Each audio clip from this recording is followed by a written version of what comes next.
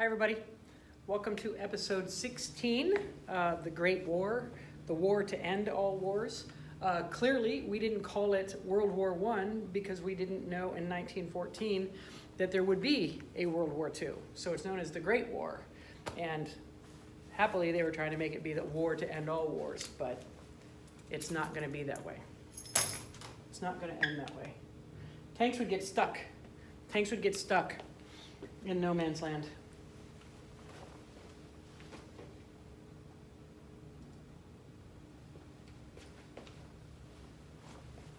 Okay, it's basically a European war. The World War is a European war. That's because Europe, especially Britain and France, were the places that colonized everyone. And again, we have the alliance system. We're going to talk about all of that stuff today. The outbreak of the First World War in 1914, the Great War, Wilson hoped to reap the economic rewards of a world at war while intending to remain politically neutral. You have to know that our standing policy in 1914 is neutrality. We were talking about today in class about how Wilson had just won the war only because Taft and Teddy had split the vote in 1912, and that therefore he kind of by default becomes president. And if Teddy had actually become president, he was imperialist and militaristic and wanted to go to the war like the Rough Riders in the Spanish-American War. And in theory, we would have gone to the war immediately in 1914. But also, ironically, if Teddy had been the president, Germany might not have gone to war. Germany might not have pushed for this world war if they knew that we would have jumped in right away. And if Teddy were president, they would have known that. So there might not have been a war at all. Or if there was a war, this huge new industrial power, or the biggest industrial power in the world, would come in and have just smacked them like we do actually do in 1917. Okay, so you have to know about the alliances. It's on the multiple choice test, and you have to be able to tell me about it in the third essay question if that's the one you choose to do. The first one is a triple entente, and that is Britain and France on one side of Europe and Russia on the other side. The way that I remember that they are the triple entente is because France is one of them, and that is a French word. Entente is a French word. So that's how I remember that that's the triple entente. But we call them the Allies because we, in 1917, will take their side of the war. The other ones are called the Central Powers. When we get to a map, you'll see why it's called the Central Powers. It started off with Germany, Austria-Hungary, and Italy, but then Italy bails somewhere along the line and joins the other side. And the Ottoman Empire comes along. I think that I showed some of you that Ottoman Empire is called like the sick man of Europe. I've got a cane. Like the sick man of Europe because they're like 700 years old. Osman I started the Ottoman Empire like somewhere around the year 1320 or something like that. So they're 700 years old. The Ottoman Empire is the entire Middle East, North Africa, all of that place that had been conquered by Islam close to 1,000 years before. So the Triple Alliance is known as the Central Powers, and mostly Germany, Austria-Hungary, and the Ottoman Empire. When we talk about nationalism, you have to talk about it in your first paragraph of that essay test. When you talk about nationalism, it's that desire to go to war and this jingoism, this desire to go to war, and everybody thinks they're all just going to rush in there, they're going to do great, and like da-da-da-da-da-da-da-da-da-da. Everybody's all excited to go off to war, and then they get there, and there's this living hell with rats in these trenches, and trench foot, and disease, and fleas, and just awful, terrible things, not to mention all of the death. Austria-Hungary and the Ottoman Empire, you have to know, are called divisive nationalism. They're divisive nationalism because they have a lot of different ethnicities. Austria-Hungary has like 10 different ethnicities. Serbs, Croats, Slavs, Magyars, which is Hungarian, Germans, Austria, and then Ottoman Empire, the same thing. There's a lot of different places that entailed the Ottoman Empire, and people want self-determination. You should use that in the essay. Nationalism means the desire for self-determination. Your ethnicity, you want to rule yourselves. Serbs want a Serbia. Croats want a Croatia, which currently exists today, but they wanted it way back then. So that made this have division in these countries. Other places like France and Britain and Russia and Germany and the USA, we have a uniting nationalism because everybody is gung-ho for the war. All of Germany is German. All of British are mostly British. USA, everybody's all behind it. Everybody's like, go USA. But we don't really have those divisive ethnicities really happening in our country, and Germany sure didn't. and British. So the Great War began in 1914. The U.S. hoped to remain neutral, but we definitely made a lot of money off of both sides because industrialization and imperialism, that's also one of the four main causes that you wrote down.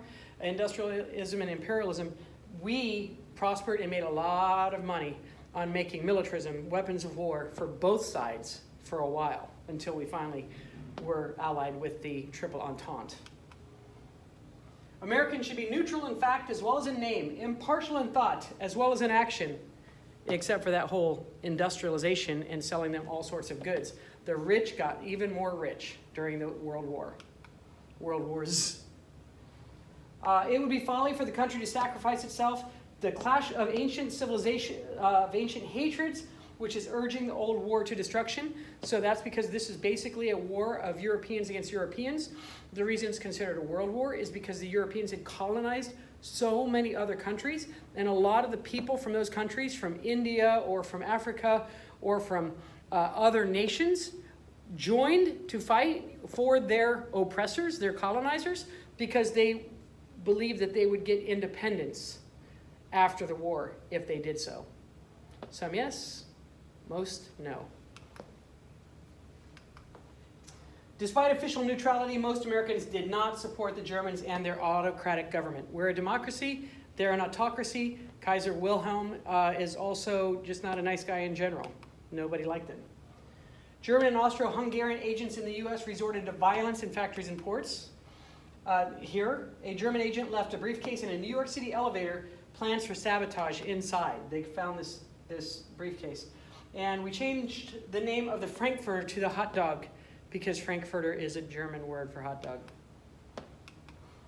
We made money, we made money, we made money. The U.S. economy was weak as World War I began, but increased trade and Wall Street loans to belligerent nations led to great prosperity. Belligerent's a great word. Bell means war, and so belligerent are warring nations. It's a good word. Remember, belligerent. Okay, so here's what we're talking about. These are the two sides, the Central Powers versus the Allied Powers. We will join on the side of the Allied Powers. So over here is Britain and France, Italy, and that's the Triple Entente with Russia. Sorry, I'm saying it wrong. Italy switches sides later. So Britain, France, and Russia. And then we're going to join that side, and then Italy's going to come over to our side. Then the Central Powers are Germany, Austria-Hungary, and the Ottoman Empire, the sick man of Europe, because he's just old and hey, get off my lawn, you! Right? They're not very strong compared to like Germany. Oh, and then others are neutral powers. The Central Powers did not benefit from U.S. trade as much because the British naval blockade made trade with them almost impossible, and that's why they're going to do unrestricted submarine warfare again in 1917, is because their population is starving because of this naval blockade by Great Britain. So again, here's Great Britain, here's Germany. Up here, that's ice. That's ice. So the only way for Germany to get any sort of goods is through here. And so Britain easily on the English Channel here, and then up here, has a naval blockade and won't let ships through. And so Germany, by 1970, Germany's population is starving, which is actually a war crime. And then they had the mines underneath the water. If you think about Dory, Finding Dory, the little cartoon movie, Dory sees the landmines. They look like balloons in the water, but they're landmines. And so they have landmines. The British have landmines, or not landmines, but mines floating in the water that if the Unterseeboots, the submarines of this new technology, the submarines of Germany, the Unterseeboots, we call them U-boats, would hit them, they would explode. So, but that was also against international law, just like unrestricted submarine warfare was against international law. Germany makes a big fuss about it, being like, wait, you're more upset with us about unrestricted submarine warfare, but what Britain's doing is also a war crime, so how come you're not being more mad at them? Because we were on their side, that's why. So they got a raw deal with that. Unterseeboots. Germany had to prevent and or weaken the U.S. trade with the Allies, so they announced unrestricted submarine warfare around the British Isles, even threatening to sink U.S. ships. Unterseeboots, tanks, flamethrowers, machine guns, the kind that have the bullets that go through like that, machine guns, all sorts of weapons of war. If you're going to talk about World War one for the third essay. If you decide to write about the third essay, you should tell me in militarism what some of those new weapons of war are. The tanks, they were new, but a lot of them, they get stuck in the trenches and then somebody put a bomb on them and blow them up. So they weren't very good. And I told you about the planes, the biplanes with the dogfight, and they would take bombs out of between their legs from a bucket and just drop them out the window. And that's how they dropped bombs early in the war. Later, there was a lever and a hatch opened. Wilson warned that Germany would be held to strict accountability for any attacks of this submarine warfare. And then, in 1915, German U-boats sank many ships, including the Lusitania, a British passenger ship that they believed was carrying arms and munitions from the U.S., which it was, but at the time they claimed it was not. They said that it was not fair that they shot at this Lusitania. It's just a passenger ship. There are no weapons of war on it. There were. And so that is a big fat lie. Nonetheless, the Lusitania, a lot of people try to say that we went to war because of the Lusitania. We don't go to war because of the Lusitania. That's in 1915. We don't go to war until 1917. So what you have to know is that Woodrow Wilson pens a strongly worded letter to the German Kaiser and says, you stop that. You stop that. This is like your dad driving to Disney in the car and he's swinging it. Like, cut it out. Don't make me pull this car over. That's basically what Woodrow Wilson was saying in this sternly worded letter. William Jennings Bryan thought that was a little too stern. He didn't like the tone that he used with the German Kaiser, and he resigns his post as the Secretary of State in the Wilson administration. So, the Lusitania you should mention in the second body paragraph if you're writing about this war, but you should say it is not the reason that we went to war, even though people believe it is. It is unrestricted submarine warfare, but that's not until 1917 when they start it up again. Because after they got that letter, the Germans were like, okay, we'll stop. And they stopped until they were starving and had no other choice in 1917. The Lusitania. It was torpedoed by the Unterseeboots, killed almost 1,200 people, 128 of whom were Americans, which is why we cared so much. Germany was like, hey, what are you mad at us for? We put in newspapers all around the world, hey, travelers, don't travel over here. There's a world war going on, and how about you don't go on places, on boats that have weapons in them? Like, we might kill you. So the Germans are like, we tried to tell you, we put advertisements in newspapers around the world, and you still got on this boat. Don't be mad at us that you got on the boat. Americans cried for war against Germany, but Wilson kept the U.S. out and wrote the Germans a strongly worded letter. You stop that, Germany. You stop that. In August of 1915, Germany sank Arabic, killing 2 Americans, but then agreed to fire a warning shot in the future before they sank the ship. So after this, they would shoot a warning shot over the bow. It's actually something that used to happen a long time ago with pirates and other ships back in the 1700s. And what that meant is you have 10 minutes to get off the boat. And then we're going to shoot a missile into it. We're going to blow you up. So y'all should get off of the ship right now. And then they blew up the ship. So they shot a warning shot over the bow. Wilson, whose wife had just died, ran for re-election in 1916 under the slogan, "He kept us out of war." Now keep in mind, he was the president 1913, 14, 15, and 16. The election is November of 1916. And then 1917 is the beginning of his second term. And that's January of 1917, and April 6th, he declares war. So he ran on the slogan, "He kept us out of war," and then 3 months later, he took us to war.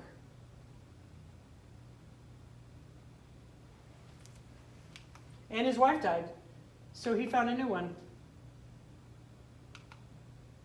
Oh, he got an upgraded version. His wife died, and very shortly thereafter, he found a new wife. I don't know how he did that with the president. He was a busy guy. Wilson warned that his Republican opponent Hughes would take the U.S. into war, and then, ironically, he does. It's right to think that Republicans would take you into war. That's a military thing. That's a military thing. Ironically, it was Wilson who brought the U.S. into the Great War. He knew war might not be avoidable. He doesn't win very easily. It's a very close battle. Wilson may have won simply because Americans thought he'd keep them out of the war. 1914 to 1918, we go in at April 6th, 1917. As you all know, the armistice, which is the ceasefire, happens on the 11th hour of the 11th day of the 11th month of 1918. So 1914 and 1918, and it's now Veterans Day, November 11th at 11 a.m. My Aunt Betty used to say that when she was in school, that this is just after World War II, after World War I, that they would have a moment of silence on November 11th at 11 a.m. every year.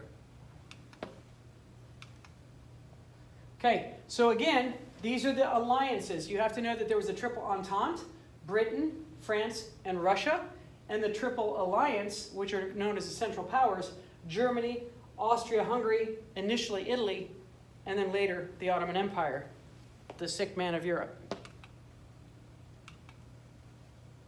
Oh, sorry. So the Western Front. So remember, if you're on a map, you always east, right. So in Europe, the western side of the fighting is called the Western Front, and the Eastern Front is over there on the eastern side of Europe near Russia, because that's who they're fighting against, is Russia. And so famously, it's a two-sided war that the Germans and the Austria-Hungarians have to fight a two-front war, people on both sides. This is a pickle daub on the top of the helmet. I think you guys know what I'm talking about. There's a little thing sticking up. It's called a pickle daub, and that's always Germany. When you see that in a political cartoon, you know that's Germany. Okay, German attempts to undermine American trade with the Allies, and specifically its use of unrestricted submarine warfare and diplomatic overtures with Mexico, Zimmerman telegram, placed the Second Reich on a collision course with the United States. So those are the two major things you have to know. It's because they go back to unrestricted submarine warfare 2 years after the Lusitania and that strongly worded letter, and then because of an intercepted telegram from Mexican official to from a German official to a German ambassador for Mexico. Okay, so this is it. Woodrow Wilson, we remain neutral, except we'll sell you all sorts of silly stuff and for lots of money. We send weapons of war. Submarine warfare, the Lusitania, 1915. The Lusitania is sunk, 120 Americans. Wilson writes a strongly worded letter.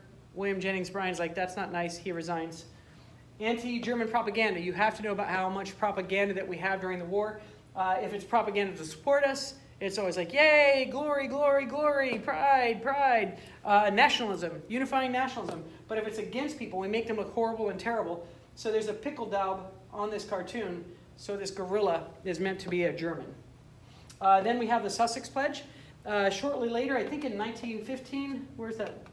Let me see the 1915, 1916. Okay, so 1916, the Sussex Pledge happens because the Unterseeboots shoot another passenger boat, and the passenger boat is called the Sussex.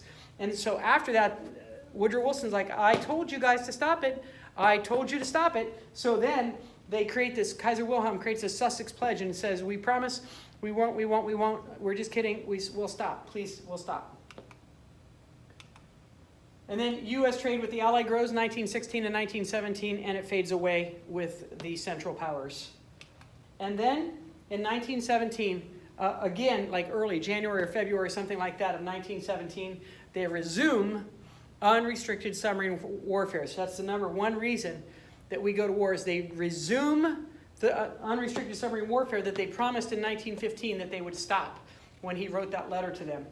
And then, more importantly, there's another reason, the Zimmerman telegram. Zimmerman is a German name.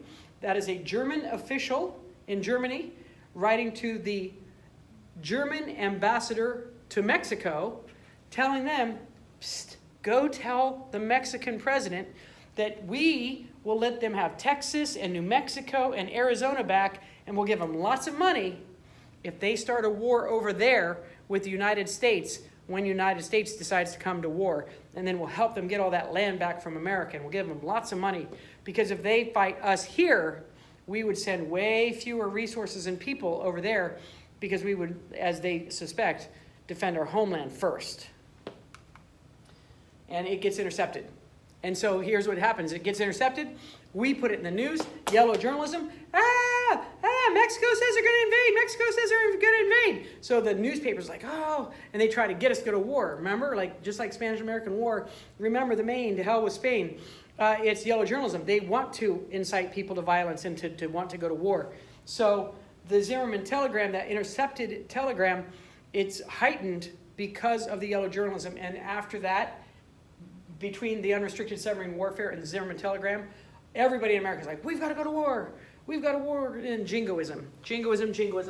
Everybody decides that we should go to war because of the Zimmerman telegram. And then April 6, 1917, the U.S. declares war.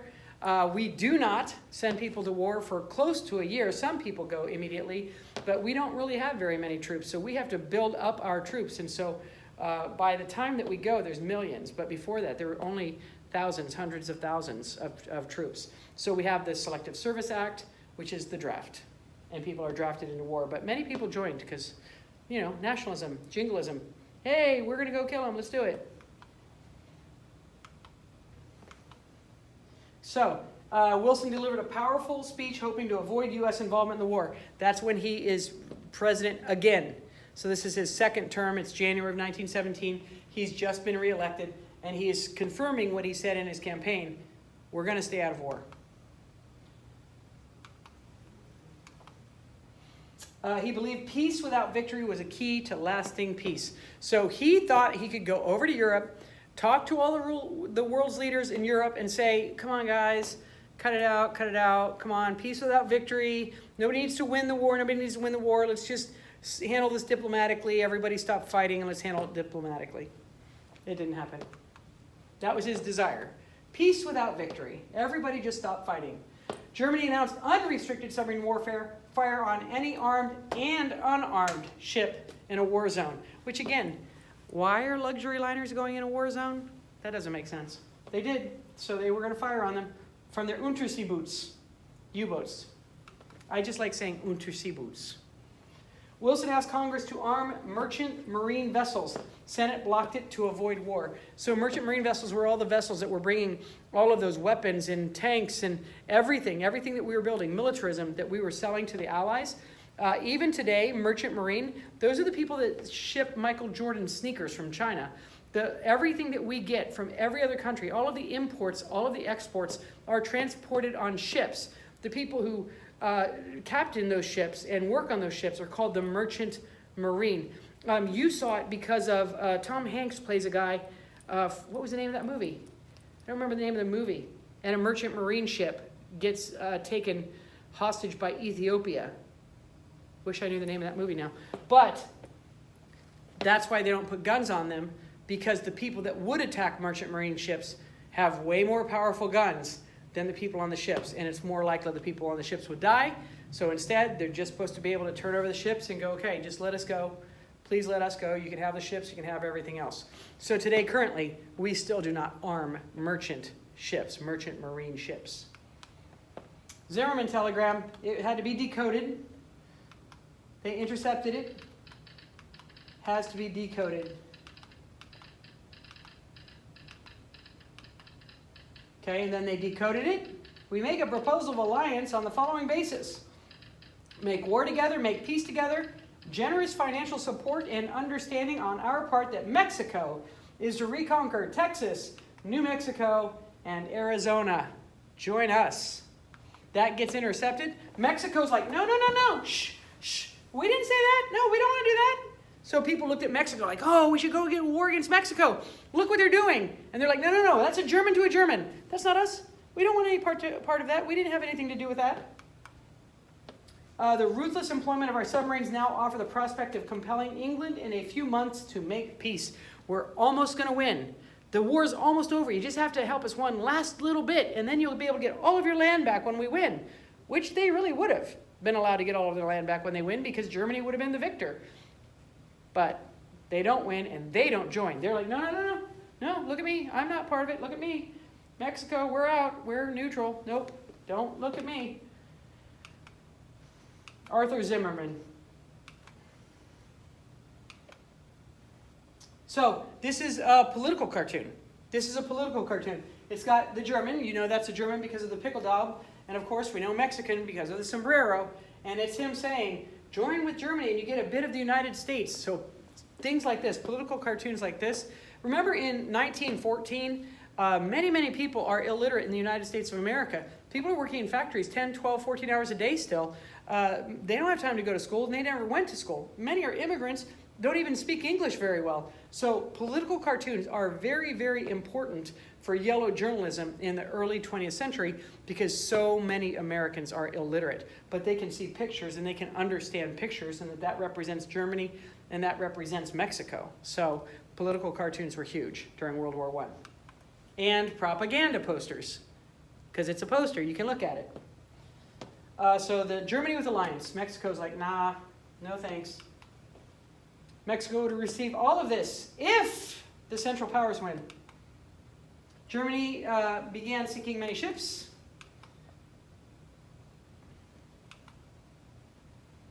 Kaiser Wilhelm II, he had a bad wing. And people said he overcompensated for it because one of his arms didn't work, and he was maimed ever since he was a child, or maybe he was born like that. But people say he overcompensated because he had an arm that didn't work. No. That's not Kaiser Wilhelm. This is Tsar Nicholas. This is Russia, Tsar Nicholas. They're cousins. Nicky and Willie are cousins, and then the ruler of Britain is like a sister and daughter, and they married. They are called blue bloods. Blue bloods are all of the royalty in all of Europe. And so in real life, British royalty married German royalty, married Austrian royalty, married French royalty. Everybody married amongst the royals, and it's called blue blood, keeping the bloodline pure. So they would never a British person would never marry like Diana, Prince Charles and Princess Diana. Diana wasn't royalty. Way back then, not a chance. You only married royalty. Even if you went to another country and married other royals, you still kept royalty with royalty. They would never marry somebody that was not part of the royal family. So anyway, the point is that they're all cousins. Everybody's cousins. Queen Victoria is their grandmother, all of them. So many Americans still wanted to remain isolated, yet Wilson brought us into war, even though the Zimmerman telegraph and the unrestricted submarine warfare. We desire no conquest, no dominion, no material compensation for the sacrifices we shall freely make. One woman, there's a congresswoman, I think she's from Wyoming, the first place that has a women's right to vote, voted against war, including Jeanette Rankin, the first congresswoman. So 50 reps and 6 senators. You can no more win a war than you can win an earthquake. I want to stand by my country, but I cannot vote for war. To gain support for the war, Wilson argued we could make the world safe for democracy. You should know that. Wilson says we shall make the world safe for democracy. Everybody sees Wilson as this grand idealist, right? He wants to have peace without victory. Make the world safe for democracy. So again, he was trying to keep us out of war. I mean, in theory, he was definitely trying to keep us out of war. And then he took us to war. So his idealistic motto worked, but peace without victory was a failure. Everybody in Europe was like, shut up, get out of here. So propaganda posters. These are propaganda posters that are pretty and lovely and wonderful. That means that we're siding with those people. Civilization calls every man, woman, and child. Wake up, America. That's Britain. Wake up. Help me. Help me. Britain is talking to us. This is supposed to be Lady Liberty. Building and ensuring support for the war. Propaganda posters. U.S. entrance into the First World War did not reflect a widespread national anger, and as such, enthusiasm was fostered through an aggressive government campaign, and opposition was stifled by a Sedition Act that defied constitutionality. So the Sedition Act, think of sedition. S-E-D. Think of said. So sedition is that you can be punished for speaking out against the war. Out loud, anywhere, somewhere, in the paper, somewhere, out loud. If you're in a restaurant and you're speaking out against the government and the war, then you can be arrested. That's called Sedition Acts. And that was during World War I, and it was illegal. So they had to have a government campaign. So we had lots and lots of propaganda posters to start trying to get everybody to back up us going to war. So this is on the home front. This is all of the stuff that's happening on the home front. You have to know about the Committee on Public Information, led by George Creel. It's called the Creel Committee, created to sell the war to those opposed to it. And indeed, This guy is famous, like as a used car salesman in advertising. He's literally doing everything in his power to be able to get everybody to get behind the war. Wilson and Creel sold war as an opportunity to fight autocracy and encourage democracy. We're fighting against those terrible autocrats and the dictatorships. Well, dictatorships in the 20th century. Autocracy, absolute rulers. George Creel. Creel sent 75,000 men out to speak for the war and stir up American patriotism. They are called the Minute Men. Millions of pamphlets sent out, billboards, posters, emotional appeals, propaganda posters. The Huns, the Germans, are always seen as horrible, horrible, horrible. So we make them look violent and terrible in all of our propaganda.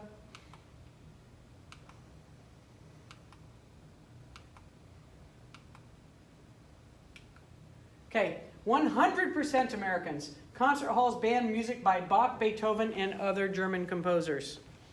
No more German language programs in schools.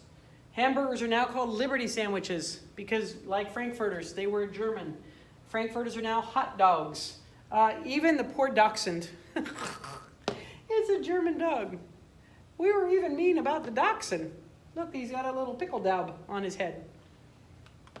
For heaven's sakes, he's a dog. Leave him alone. Propaganda posters and a propaganda movie show strong anti-German movie, The Kaiser, the Beast of Berlin. So if you remember correctly, we have the beginning of silent movies in the early 20th century. So during World War I, we made all sorts of movies that showed the German and the Austrians and everybody else as terrible, horrible people. And we had movies where, of course, we go and we fight against them and we're victorious against these people. So Creel may have oversold with some of the ideals, setting country up for a disappointment after the war. Keep these off the USA. Oh, look.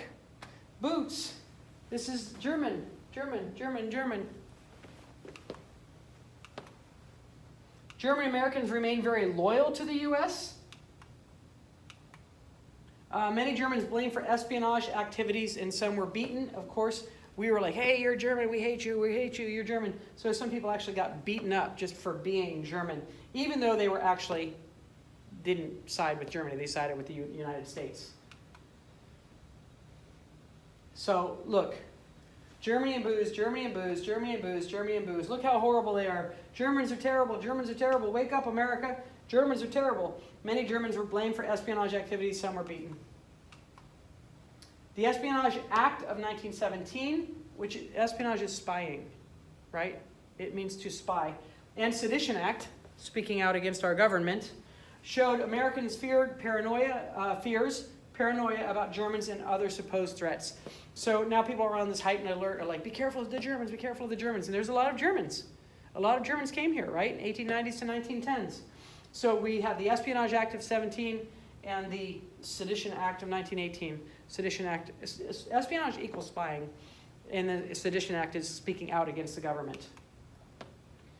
Okay, whoever, when the United States is at war, shall willfully cause or attempt to cause insubordination, disloyalty, mutiny, or refusal of duty in the military or naval forces of the U.S. shall willfully obstruct the recruiting or enlistment service of the U.S. could face up to 20 years in prison. Sedition. Sedition Act made it illegal to speak or write against the war or the U.S. government. Don't be a sucker. Keep your mouth shut. The Sedition Act prohibited behavior that might incite, provoke, or encourage resistance to the United States or promote the cause of the enemies. You have to know the Sedition Act. Schenck versus U.S. found defendant a clear and present danger for speaking publicly against the draft. First Amendment's rights, a clear and present danger. They made it akin to going into a movie theater and screaming fire, that people would all rush out and there was no fire and people could get hurt. And so it's a clear and present danger that you're doing something that could put people in danger. Anti-war socialists and members of Industrial Workers of the World, the IWW, are over here, and they were prosecuted because they would still spoke out against the war, because guess who a lot of the people were that had to go to the war? The poor and immigrants that had just come to the country. So anti-war socialists and members of industrial workers. Remember, the poor people are the ones that get sent to war. That's why they're speaking out against the war. They're going to be cannon fodder. And they were. I mean, it's the Western Front. Socialist Eugene V. Debs and the IWW leader William Haywood, Big Bill Haywood, were both imprisoned. Debs runs for president for the 4th time from prison as a socialist. Well, 4th time running for president, the only time from running from prison. I hate, I loathe, I despise Junkers. Those are German officers. And Junkerdom, Germany. I have no earthly use for the Junkers of Germany and not one particle more use for the Junkers in the United States. So he's trying to say, listen, I don't befriend Germans. I have no use for Junkers, Germans. Presidential pardons freed most of these dissenters after the war. Some were in jail until the 1930s, though. They kept them there. Okay, mobilizing the economy for war. You have to know what is happening here back home. Everybody is in the war effort. All right, I think I better stop. I'm already at 36 minutes. I guess I'll pick up from here.